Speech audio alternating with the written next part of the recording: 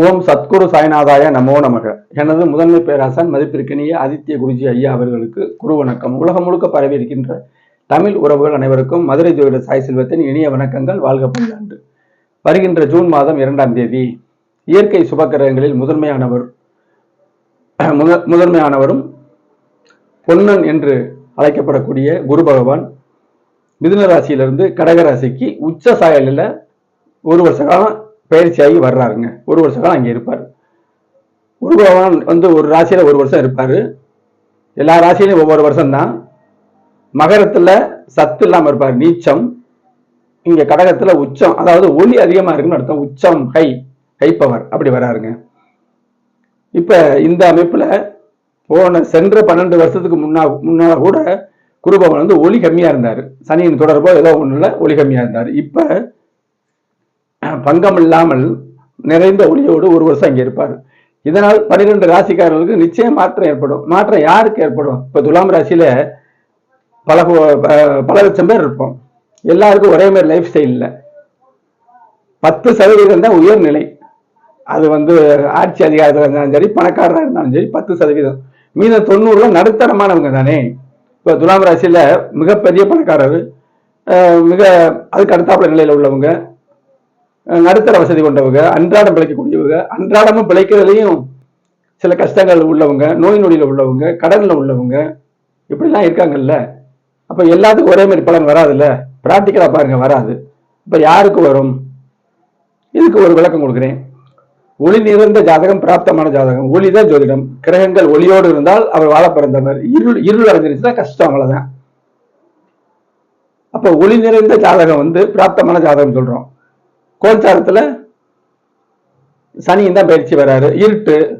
அப்ப ஒளி நிறைந்த ஜாதகத்துல சனி பயிற்சி, சனி ராசியிலே உட்கார்றாங்க. துன்பம் அதிகமா கொடுக்க மாட்டாரு, தாங்குற சக்தி இருக்கும்.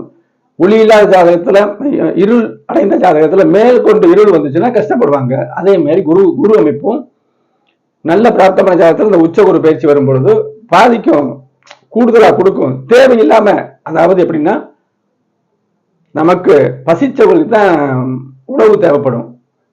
இங்க ஒளி நிறைந்த ஜாதகங்களுக்கு இது வரணும், வந்தால் நல்லதுதான். ஆனாலும் அவசியம் இல்லாம இருக்கும். நான் சொல்றது நல்லா புரிஞ்சுக்குவேன் நினைக்கிறேன். அப்ப இருள் அமைப்பு இருக்கும் பொழுது, இந்த ஒளி வரும் பொழுது அவங்க உயிர் பெறுவார்கள். அப்ப 90% பேர்களுக்கு இந்த குறுப்பெயர்ச்சி தான் பலன் கொடுக்குது. கோச்சாரம் அவசியம் சொல்லியே ஆக வேண்டும். சொல்லணுமா சொல்லக்கூடாதுங்கிற விவாதம் இல்லை. இது ஜோதிடத்தை புரியாதவங்க, ஆழ்நிலையா பார்க்க முடியாதவங்க, அப்படியே ஒரு புத்தகத்துக்குள்ளேயே சுத்திக்கிட்டு இருக்கிறவங்களுக்கு இது புரியாது. அப்ப கோச்சாரம் கண்டிப்பா ஜோதிடம் அனுபவத்துல வர்றது. குருமார்கள் சொல்லி கொடுத்தாலும் நமக்குன்னு ஒரு ஸ்டைல் இருக்கும். அவங்களுடைய சக்திக்கு தக்கன அவங்க மேற்கொண்டு பயணிப்பார்கள், நுணுக்கத்தை நோக்கி பயணிப்பார்கள். அப்படித்தான் நான் ஜோதிடத்துறையில எனது மிக பேராசிரியர்களுடைய கிரக பாவத்துவ கோட்பாடை உணர்ந்து நான் மேற்கொண்டு அதில் பயணிக்கிறேன். சில நுட்பங்கள் தெரியுது. இப்ப கோச்சாரம் அவசியம் சொல்லி ஆரம்பிட்டேன். இப்ப துலாம் ராசி அன்பர்களுக்கு இந்த குரு பயிற்சி என்ன பலன் தரும்? இப்ப தனுசுக்கு ராசி அதிபதி, மீனத்துக்கு ராசி அதிபதி, கடகத்துக்கு பாக்கியாதிபதி, சிம்மத்துக்கு குழந்தை பாக்கியத்தையும் ஆயுள் பாக்கியமும் இவர் தான் கொடுக்கணும். விருச்சிகத்துவத்துக்கு குடும்பத்துக்கும் குழந்தை பாக்கியத்துக்கும் குரு பகவான். ஓகே. துலாமுக்கு எதிர்த்தன்மை கொண்டவர். துலாமுடைய அதிபதி சுக்கிரன், இவர் குரு பகவான். எதிர்த்தன்மை இருந்தாலும் குரு பகவான் அனைவருக்கும் வரணும். காரகம் ஆதிபத்தியம். காரகம்ங்கிறது குழந்தை. குரு பகவான் துலாம் ராசிக்காரங்களுக்கு கெட்டு போச்சு, உடனே குழந்தை அப்படி சொல்ல முடியாது. அவர் தானே குழந்தை கொடுக்கணும், சரியா? கடன் அமைப்பை அவர் தான் கொடுக்கணும். இந்த அமைப்புல இப்ப துலாம் ராசி அன்பர்களுக்கு லக்கணம் 12 லக்கணம் இருக்கும். துலாம் லக்கணம், துலாம் ராசி, துலாம் லக்கணம், துலாம் ராசி மேச லக்கணம், மீன லக்கணம், இந்த மாதிரி 12 லக்கணம் இருக்கும். இப்ப லக்கணத்தை பத்தி பேசவே கூடாது, கோல்சாரத்திலேயே சொல்றோம். லக்கணத்துக்கு கோல்சாரம் இல்லை, ஆனாலும் லக்கணத்தை பிடிக்கிறேன். முதல்ல கோல்சாரம்ங்கிறது திடீர்னு கோடீஸ்வர அமைப்பு இல்லாத ஜாதகத்துல கோடீஸ்வரன் ஆக்காது. கீழ்நிலையில போக முடியாம, கீழ்நிலையில போகாத நல்ல உயர்நிலை ஜாதகத்துக்கு கெடுதலையும் இந்த கோல்சாரங்கள் கொடுத்துறாது. அப்ப நம்ம ஜாதகத்துல கோடீஸ்வர அமைப்பு இருக்கும் பொழுது, கோடீஸ்வர அமைப்பு கொஞ்சம் நிறைவு பெறாமல் இருக்கும் போது, இந்த அற்புதமாக இந்த குரு பகவானுடைய ஒளி வந்து பூஸ்ட் பண்ணும், அதை கை தூக்கி விடும். இப்படித்தான் சொல்லணும். அப்ப துலாம் ராசினே ஒரு குரு கெட்டுருவார் அப்படி சொல்லக்கூடாதுங்க.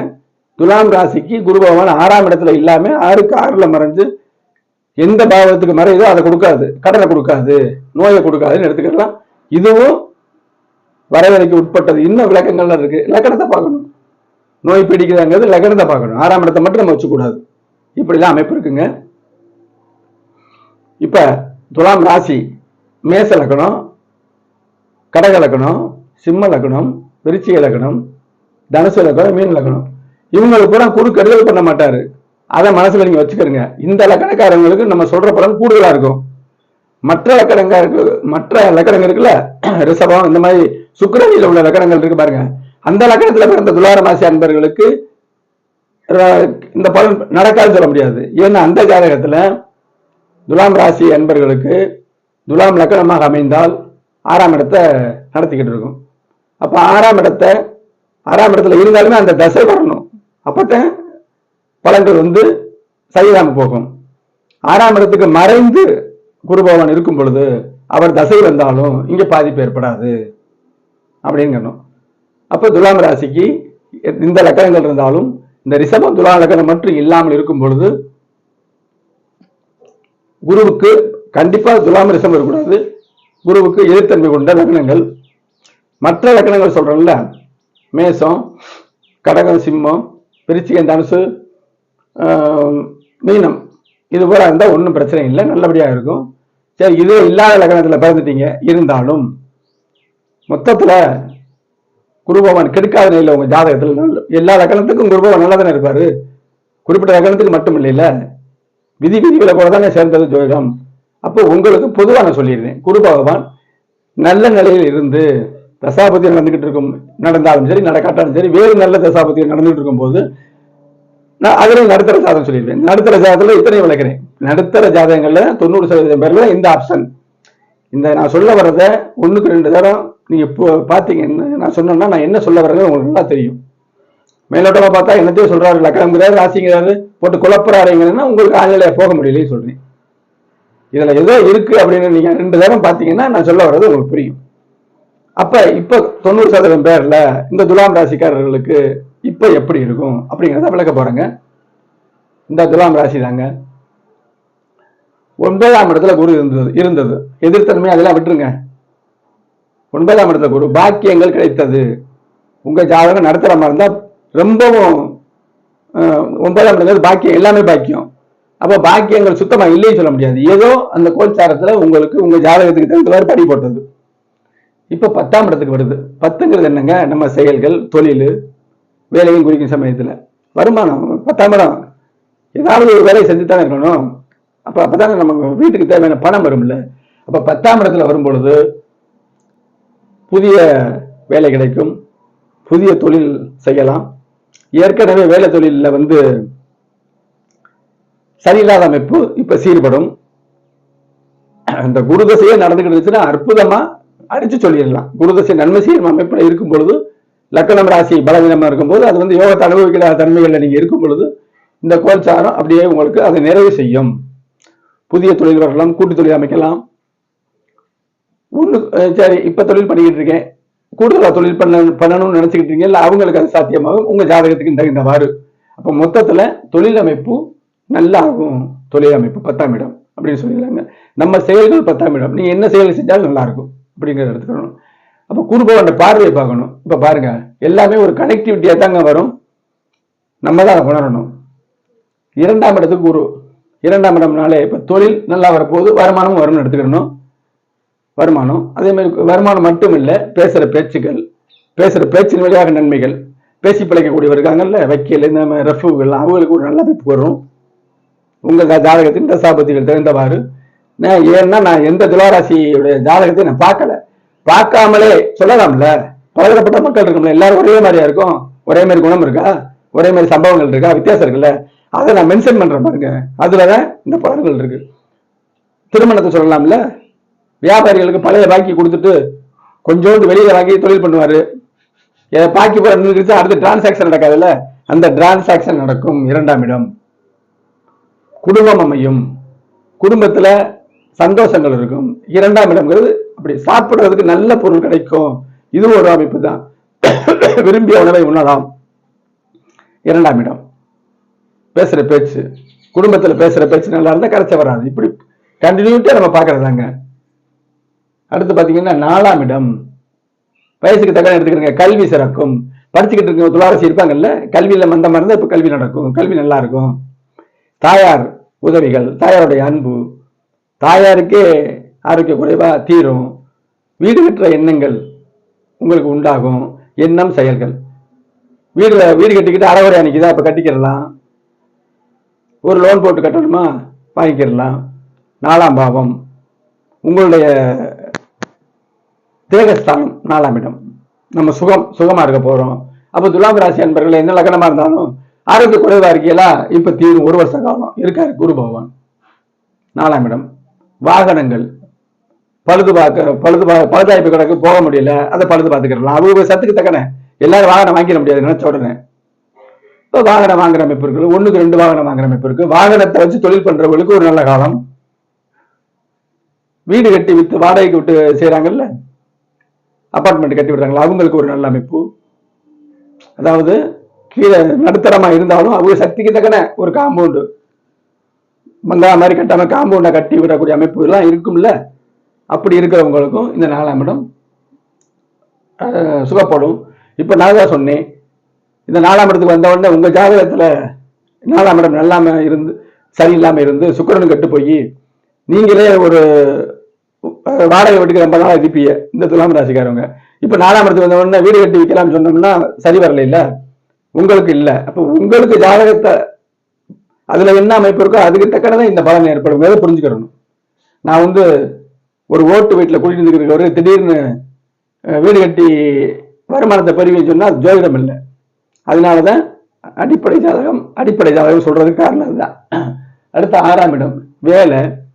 இப்ப பாருங்க துலாம் ராசிக்கு முக்கியமா இது 10 தொழில், வேலை, வருமானம் கரெக்டிட்டு வருதா. அப்ப துலாம் ராசிக்கு பணப்பற்றாக்குறை தீரும் சொல்லிடலாம் இந்த குரு பயிற்சியில. கண்டிப்பா பலவீனமான ஜாதகங்களுக்கு கூட பணம் புழங்கும் உங்ககிட்ட அப்படின்னு நம்ம சொல்லிடலாம். 6ஆம் இடம் வேலையும் தான், கடனும் தானே. கடன் வாங்கி வீடு கட்டுற 4ஆம் இடம் வெளிச்சமாகுது, கடன் சாதமாக தான். அப்ப கடன் வாங்கி வீடு கட்டுற அமைப்பு வருதா, எல்லாம் கனெக்டிவிட்டியா தான் இருக்கும். நம்ம தான் உணரணும். ஜோதிடம் ஆழ்கடல் போன்றது. ஒவ்வொரு கோணத்திலையும் நம்ம பார்த்தோம்னா அற்புதமா நமக்கு ஜோதிடம் ஆர்வமா வரும். கேட்கிற வாடிக்கையாளர்களுக்கு அற்புதமா பலன் சொல்லலாம். நமக்கு பேர் கிடைக்கும், புகழ் கிடைக்கும். நம்ம ஒரே அமைப்புல குண்டு சொட்டிக்கிற குதிரை ஓட்டாம புஸ்தகத்தை படிச்சுக்கிட்டு அனுபவத்துலதான் பார்க்கணும். ஜோதிடத்தை ஒளியாத்தான் பார்க்கணும், இருளாத்தான் பார்க்கணும். எனது மேன்மைமிக்க ஆசானவர்களுடைய கிரக பாவத்துவ சூட்சும கோட்பாட்டுலதான் ஜாதகத்தில் பலன்களும் இருக்கு, கோல்சாரமும் இருக்கு. அப்ப அற்புதமாக இந்த